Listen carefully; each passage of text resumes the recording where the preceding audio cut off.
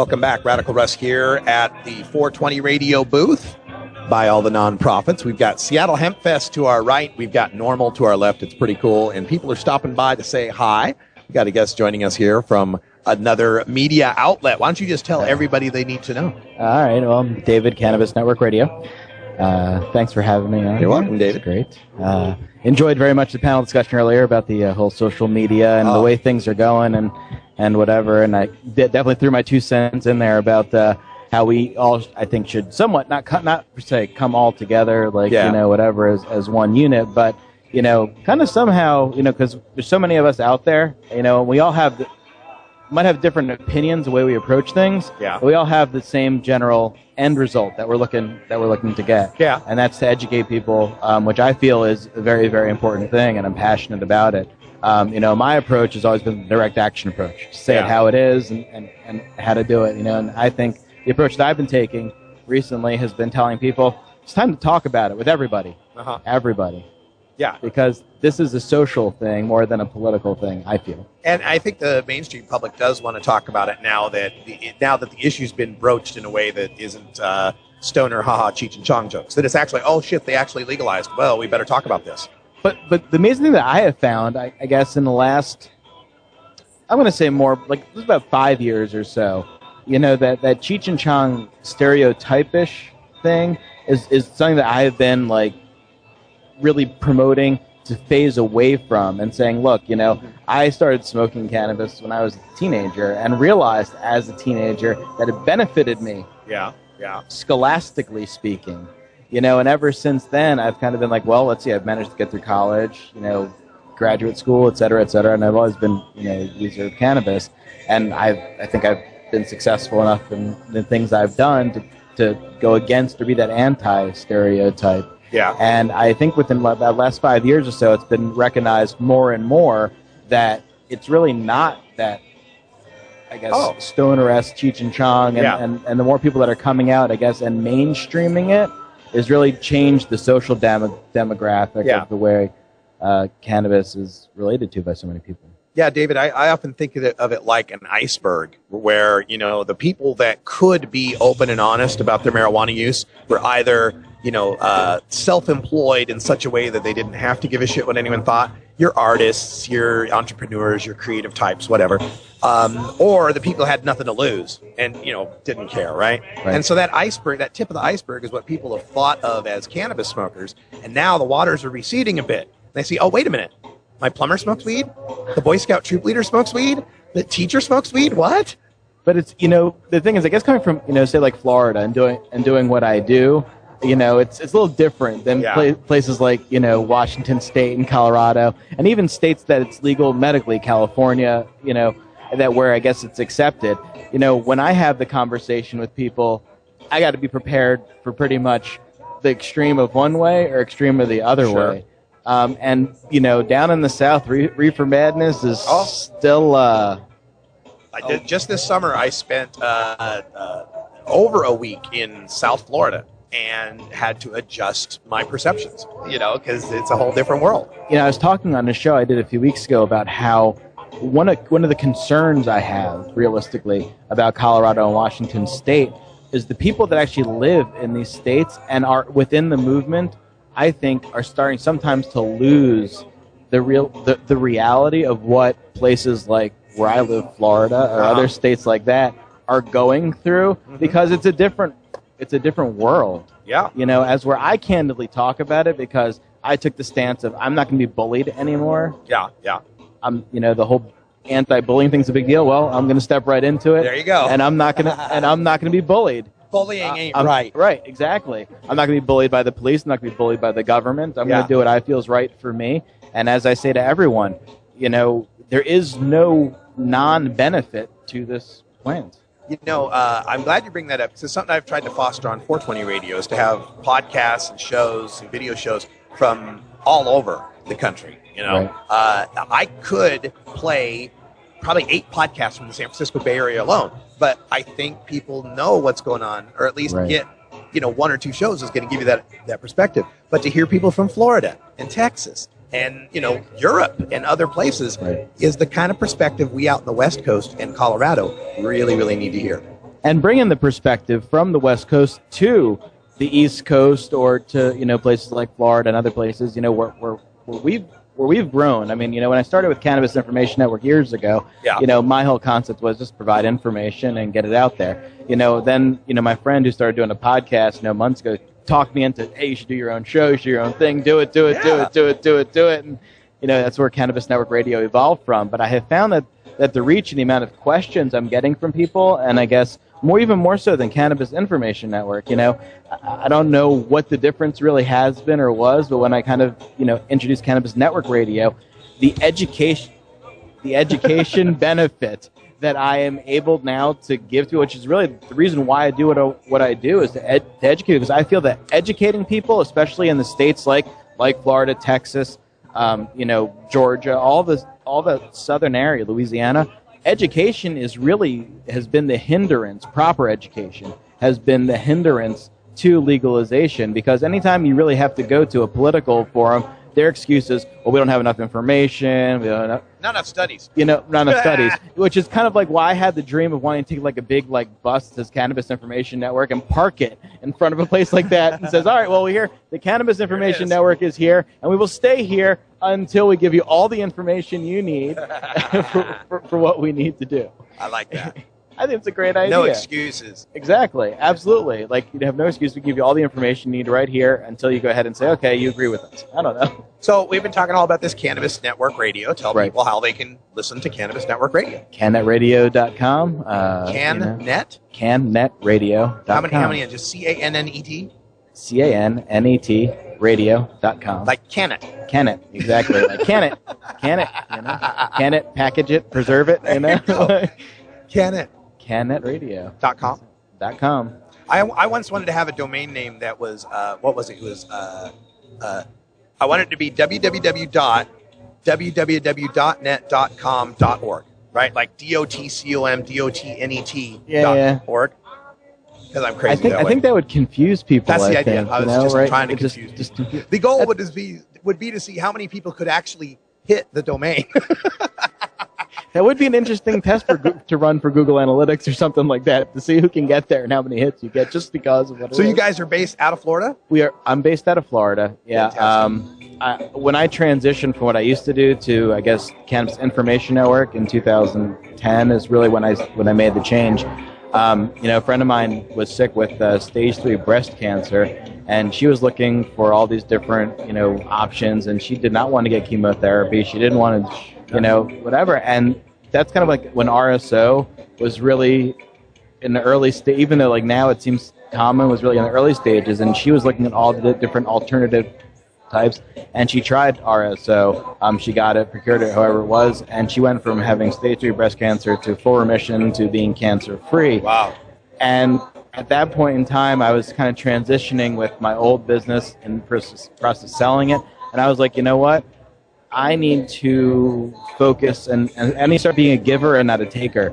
And my decision to go ahead and be a giver, to give information and help people and guide people and educate people on this plant that, you know, can benefit a person's life, period, end of sentence. There's, you know, 100% benefit to a person's life and people's lives.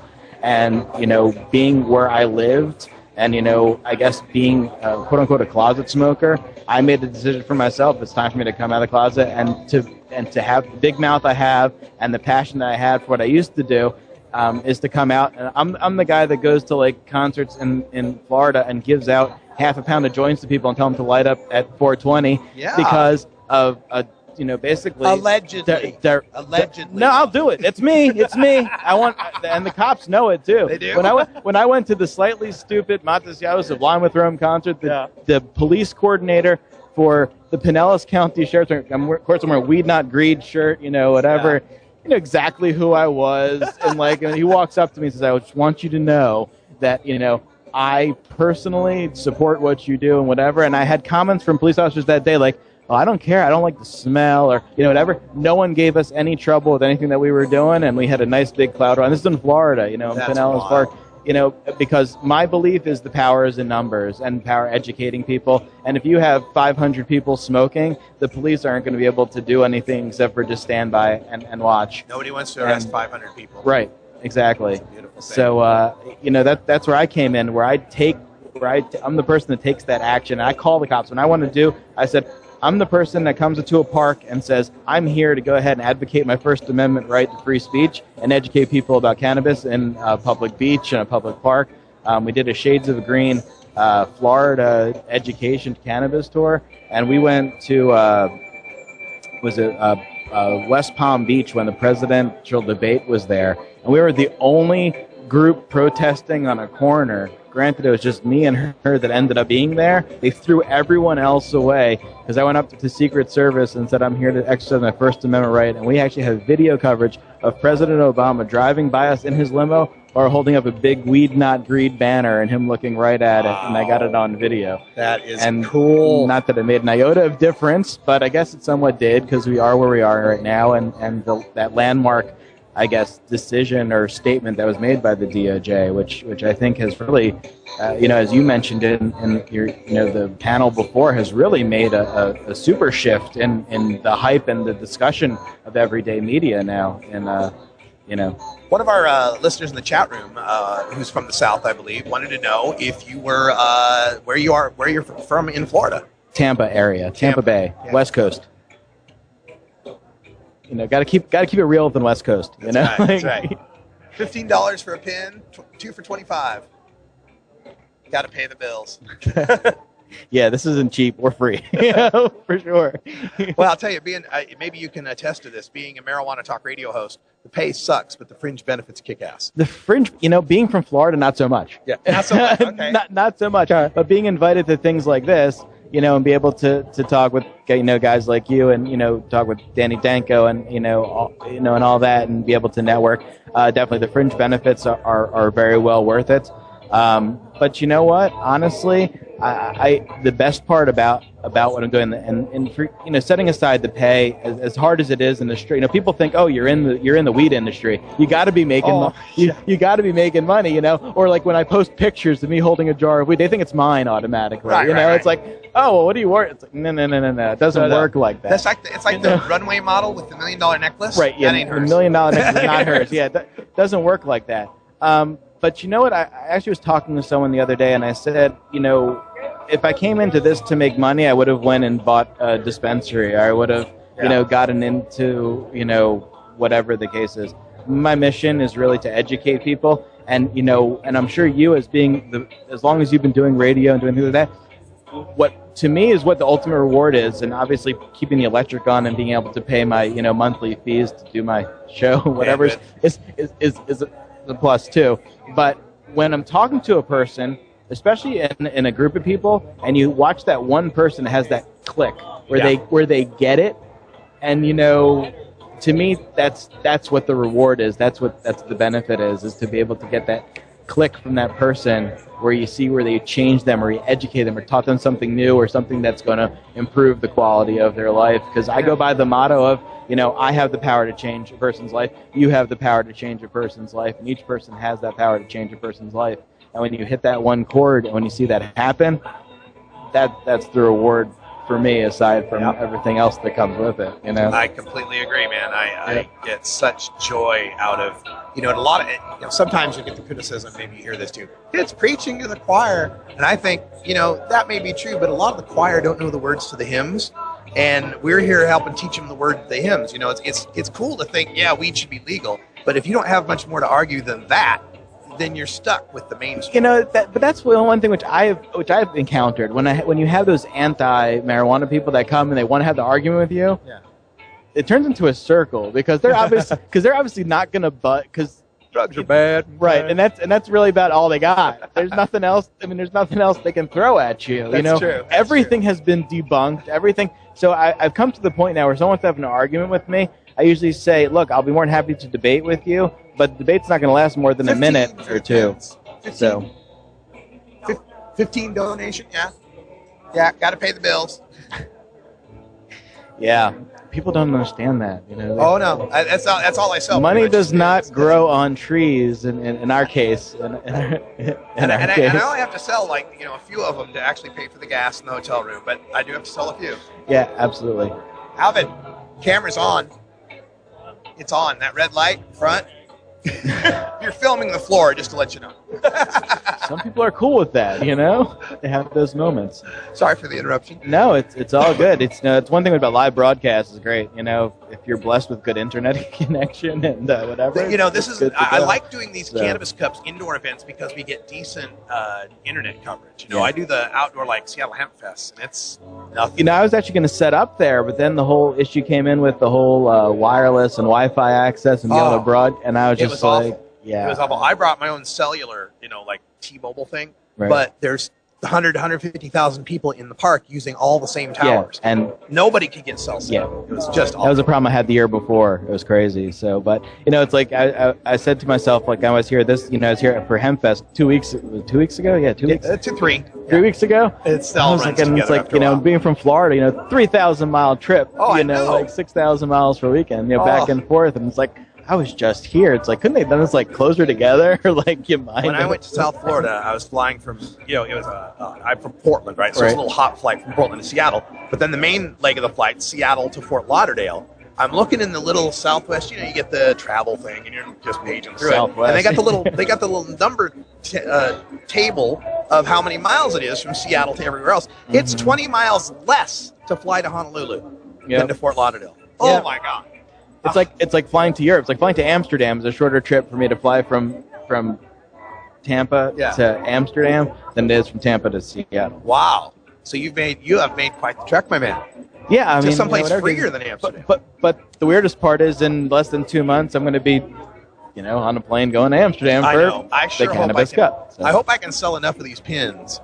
So I can get to Amsterdam. You know, we should go together and do a thing. You know, that's what that'd be a lot of fun. Of course, I know my flight will be there is a nonstop from Portland to Amsterdam. Is there from Portland? Yes, there is. I know there's a stop from Minnesota because that's actually how I went the last time for some crazy reason. You did fly from Portland to Minnesota. I did one of those like hot deal things because you know, like whatever. I flew from Tampa to Minnesota, then Minnesota directly to Amsterdam. It was a little ridiculous, but you know, whatever. But moving on. Very, very, very strange. All right, so Cannabis Network Radio, and you know, we update our lineups every couple of months. I could use a Florida show. Hey, listen, we'll figure something out. We have like stuff to throw. You know, as I said, we'll figure something out. We'll figure it all out. It's all good. Everything's meant to be. You know, we groove. That's what we do. So, David, thank you for stopping by the booth. Thanks for having us. Are you boothing here or just reporting? No, I'm just here recording and catching interviews and talking. Cannet.com. Cannet Radio. Oh, Cannet Radio. CannetRadio.com. It's not just Cannet. Cannet.com or Cannet.org will get you to Cannabis Information Network, which you can find your way. You'll find your way. Put us in Google. You can find us. You know, you can. CannetRadio.com. Yep. Thanks, David. Thank you. Take it easy. We are here live at the Cannabis Cup in Seattle. Folks are stopping by to say hi and get high. You can't get high here. At least not with something you smoke. Edible maybe, but